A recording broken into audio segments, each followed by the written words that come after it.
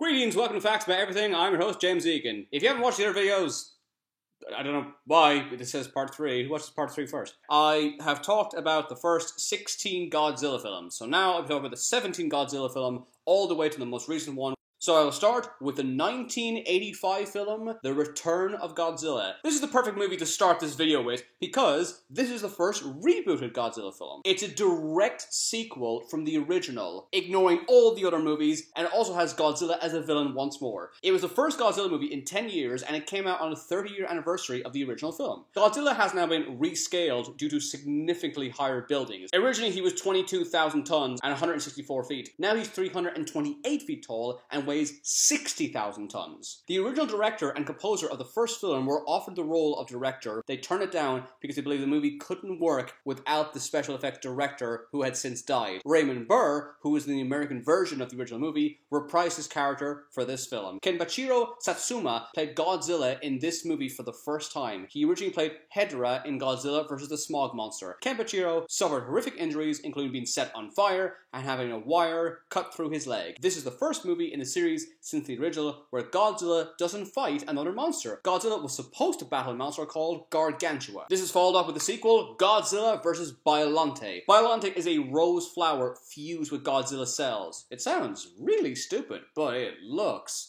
awesome. The movie was originally going to feature a fish rat monster called Deutetalios. The script was written by a dentist. It took 20 crew members to manipulate Biollante's final form. Biollante is moved by 32 piano wires. The crew members were so happy with Godzilla's appearance, his design remained unchanged for the next 6 years. Godzilla vs. King Ghidorah was released in 1991. The film explains Ghidorah's origin, kind of. It is also the first film to explain Godzilla's origin. Since the movies have been rebooted since 1985, some details of Godzilla have changed. Originally, Godzilla was a dinosaur that did actually exist called an iguanodon. In this one, he is a new kind of dinosaur called a Godzillasaurus. This is the first Godzilla movie that dealt with time travel. When time travelers go back to the 1940s, a soldier sees them and worries they may be aliens. The captain then says this. What, that we're being invaded by little green men from outer space? Let's just keep it as our secret. You can tell your son about it when he's born. Major Spielberg? This character is supposed to be Steven Spielberg's father, and the story is meant to inspire E.T. and Close Encounters of the Third Kind. It's also worth mentioning this actor had to be dubbed in because his original voice was too camp. What, that we're being invaded by little green men from outer space? Let's just keep it as our secret. You can tell your son about it when he's born. Major Spielberg. A war general believes that Godzilla saved him during World War II, so he has a natural bond with the monster. Godzilla reminds the general that he has no allies when he kills him with his atomic breath. It is one of the most ruthless moments in the series. The movie was controversial because it was considered to be anti-American. Godzilla and Mothra Battle for Earth came out in 1992. In this film, the two title characters battle a bat monster called Batra. Battle a bat called Batra. Sounds like a tongue twister. Mothra's allies, the Ito sisters, return, but this time they finally explain who they are. The priestesses are the guardians of the earth, and their existence keeps the cosmic forces of the world in balance. Since the world has become corrupt, they had to create Batra to destroy the evil forces of the world to bring back balance. However, Batra goes on a murder spree until Godzilla fights them. Mothra became so popular at this movie, she went on to star in her own trilogy. Godzilla vs. Mechagodzilla 2 came out in 1993. And if you watched my last film, you may realize that the title doesn't make any sense because this is the third film with Mechagodzilla. Did anyone who made these movies know how to count? How could you forget you made an entire other movie? That sounds like a lot of work. At Mechagodzilla's previous appearance, he was an evil entity battling the heroic Godzilla. This time, the roles have been reversed. Mechagodzilla is built from the remains of Mecha Ghidorah, who last appeared in Godzilla vs. King Ghidorah. An early concept was to have Mechagodzilla split into two separate robots. The humans learned that Godzilla has a second brain located in his tail. This is based off a theory that dinosaurs had two brains, which is untrue. This film has the first appearance of Minya since the series rebooted. Godzilla vs. Space Godzilla came out in 1994. I know what you're thinking. Space Godzilla? Oh, I look forward to hearing where he came from. Trust me, his origin is dumber than you could possibly imagine. You see, when Mothra flew into space at the end of Battle for Earth, she was unaware that some of Godzilla's cells were on her body. His cells merged with hers, and then they fell into a black hole and mutated into Space Godzilla. Now, you see what I mean? It goes, yeah, that is really stupid. But no.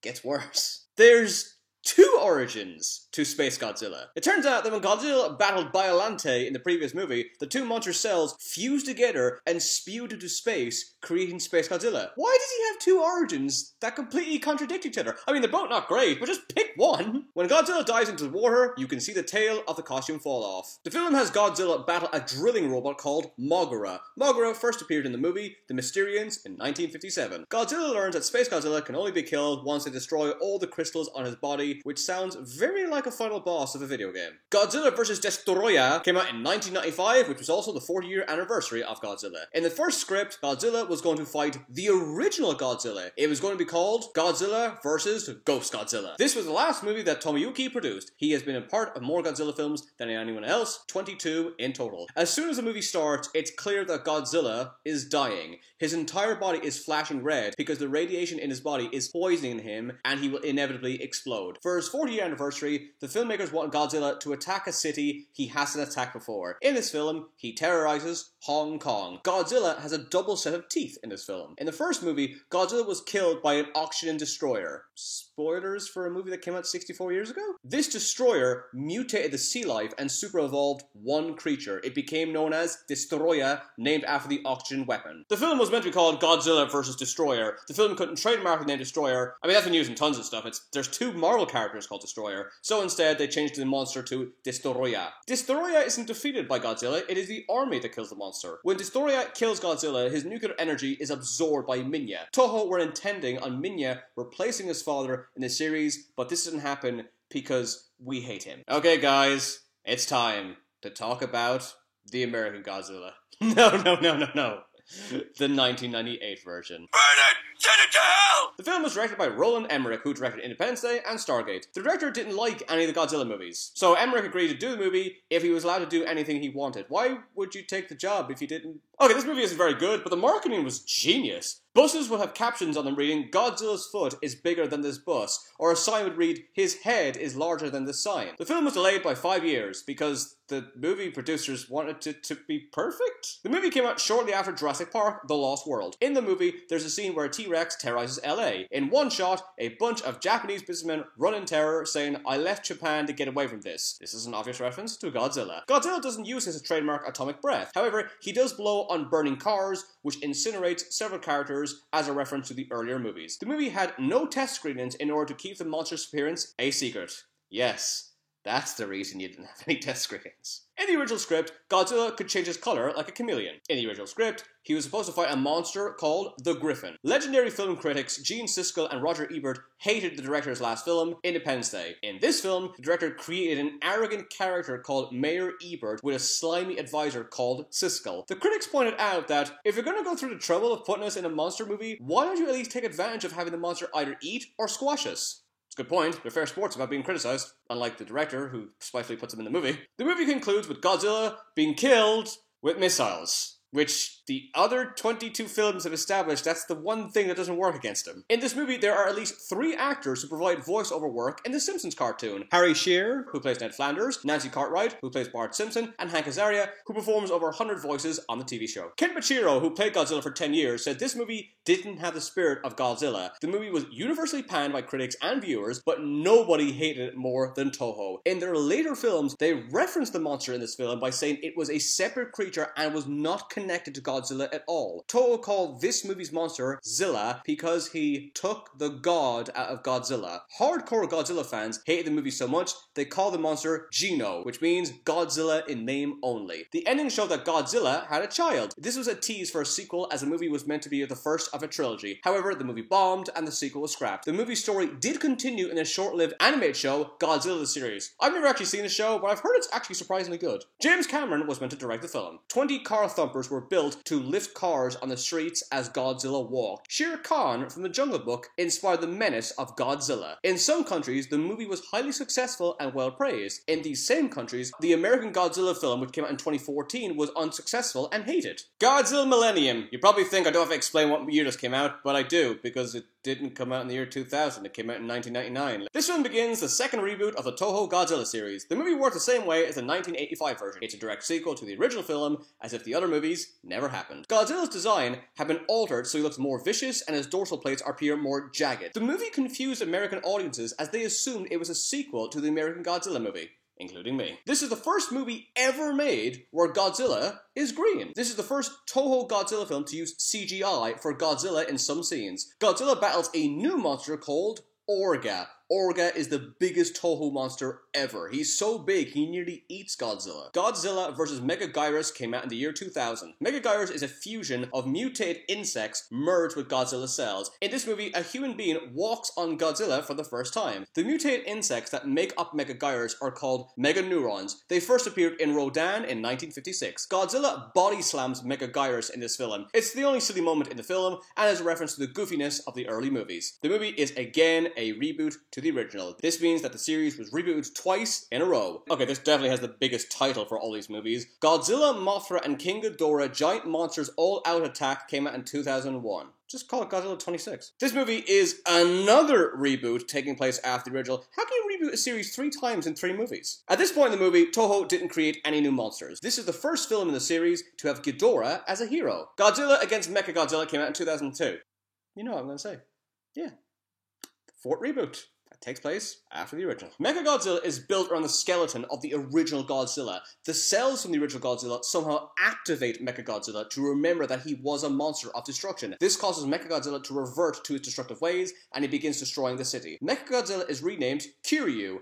I don't know why, if the title still calls him Mechagodzilla. Kiryu means mechanized dragon. Godzilla Tokyo SOS came out in 2003. Guys, I'll be perfectly honest, I can only find one single fact about this movie, which is it's a direct sequel to the last one, and not a reboot for once. And that's pretty much it. Moving on. Godzilla Final Wars came out in 2004, which means that it came out on the 50th anniversary of the original film. The film makes a reference to a turtle called Gamera. There's been at least 12 movies of Gamera. I'm really surprised he actually never crossed over with this. Gamera's quite a weird series, because the first one is as bad as a movie can be, and then it gradually gets better and better until the movies are actually quite good. Godzilla went in the other direction. To show just how much Toho hated the American Godzilla movie, they had Zilla battle Godzilla. Godzilla won in 5 seconds. The film concludes with Godzilla battling a mysterious being called Monster X. Monster X reveals itself to be Ghidorah. This movie has 19 monsters, more than any other Toho film. They are Godzilla, Minya, Anguirus, Rodan, Gigan, Manda, Gigantus, Baragon, Varan, Gyra, Gizora, Titanosaurus, Megaguirus, Spiga, Ebera, Hedera, Shisa, Zilla, and Ghidorah. For what Toho believed to be their final movie, the filmmakers wanted to have as many monsters as possible, destroying as many famous cities as possible. Anguirus attacks Shanghai, Shisa attacks Okinawa, Gigantus attacks Paris, Zilla attacks Sydney, Spiga attacks Arizona, and Rodan attacks New York. And now let's look at the 2014 American reboot, Godzilla, which, by the way, I absolutely love this film. I know there's people who really don't like this movie, and I didn't expect anything from it, but I absolutely was blown away by this movie. This film marks the 60-year anniversary of the original. The director wanted Godzilla to look fierce, but noble, like an eagle. The film was codenamed Nautilus while it was being made. Godzilla's body is covered in keloid scars. This is a reference to the marks borne by the survivors of Hiroshima and Nagasaki. Godzilla weighs a whopping 81,500 metric tons and stands 355 feet tall, which is 108 meters. The director wanted Godzilla to be so big you could see him from anywhere in the city, but not too big that he couldn't be obscured. To make Godzilla move like an animal, the crew members had to study bears, Komodo dragons, lizards, lions, and wolves. The motion capture for Godzilla was performed by TJ Storm. Godzilla fights 2 monsters in the film called Mutos, massive unknown terrestrial organisms. The Mutos were inspired by the films King Kong, Starship Troopers, Alien, and Jurassic Park. Godzilla is only in the film for 8 minutes. He doesn't appear for over an hour. Ghidorah was supposed to be the main villain. Now let's look at Godzilla Resurgence, which came out in 2016. In Japan, the film is called Shin Godzilla. Shin means new, true, or God, which means it's Godzilla. This is the first Japanese reboot to start Godzilla's origin from scratch. Every previous reboot included the original 1954 film as canon. The director told the actors to speak as quickly as possible so they would resemble politicians and bureaucrats. He based his idea on the way dialogue is spoken in the 2010 film The Social Network. Well, this is awkward. I didn't realize until compiling this video that there's 3 other Godzilla films. One came out last year, one came out this year, and one will be coming out in November. Godzilla Planet of the Monsters trilogy was released on Netflix. These are the first Godzilla films to be animated. A prequel novel called Godzilla Monster Apocalypse was published just before the Planet of the Monsters was released. These films were meant to be released as an animated series. After the success of Godzilla Resurgence,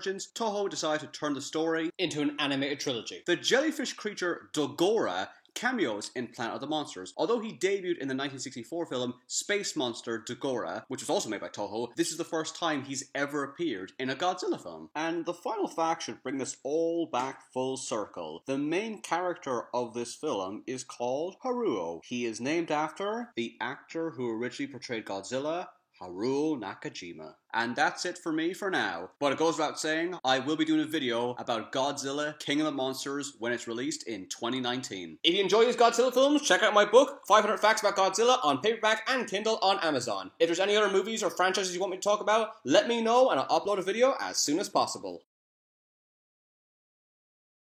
To learn more facts, check out my books on Amazon. They're available on paperback and Kindle. Thanks for watching. See you again.